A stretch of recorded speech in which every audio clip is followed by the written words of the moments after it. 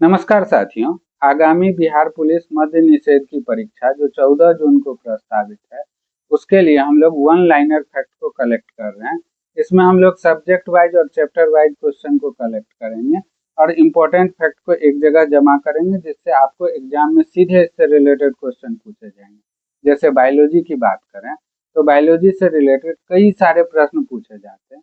उदाहरण के लिए आपसे पूछा जाएगा कि भोजन के पाचन की शुरुआत कहाँ से होती है, तो आप कहते हैं कि भोजन के पाचन की शुरुआत मुख गुहा से होती है। ऐसे ही अगर एक क्वेश्चन पूछते कि हम जो खाना खाते हैं उसमें जो ग्लाइकोजन प्रोटीन होता है वो कहाँ संग्रहित रहता है, तो आप कहते हैं लीवर में होता है।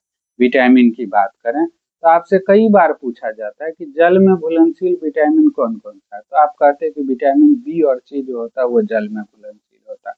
और जो बाकी विटामिन होता है ए डी ई और के जो होता है वो वसा में घुलनशील होता है, फैट में घुलनशील होता है। ऐसे ही आपसे पूछा जाता है कि सबसे तेजी से हमारे शरीर में सबसे तेजी से किस विटामिन का निर्माण होता है, तो आप कहते हैं कि विटामिन डी जो सूर्य के प्रकाश से प्राप्त होता है।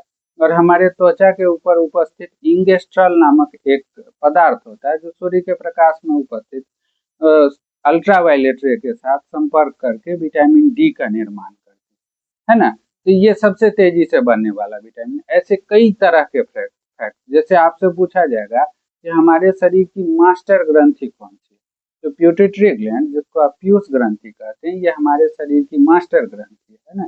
कहाँ पे अवस्थित होती है, तो मस्तिष्क में। यहाँ पर कितना वजन होता है, तो 0.6 ग्राम होता है। मटर के दाने के समान होती है, इसी को मास्टर ग्रंथि कहते हैं। तो इस तरह के अनेक फैक्ट आपसे पूछे जाते हैं, तो इनको हम लोग एक वन लाइनर वे में कलेक्ट करेंगे और इसको आपको ध्यान से सुनना। एग्जाम में सीधे इससे रिलेटेड कई सारे प्रश्न आपको सीधे आ जाएंगे। तो बस आपको क्या करना है, इन विषयों को आपको और कुछ ध्यान नहीं देना, बस ये जो बताया जाएगा उसको ध्यान से सुनना, आपको याद भी होगा उससे और एग्जाम में इससे रिलेटेड प्रश्न पूछे भी जाएंगे। तो अगर आप चाहें इन चीज़ों को जानना तो आप इस YouTube चैनल पे जो आगे आने वाली सीरीज है उसको फॉलो करें।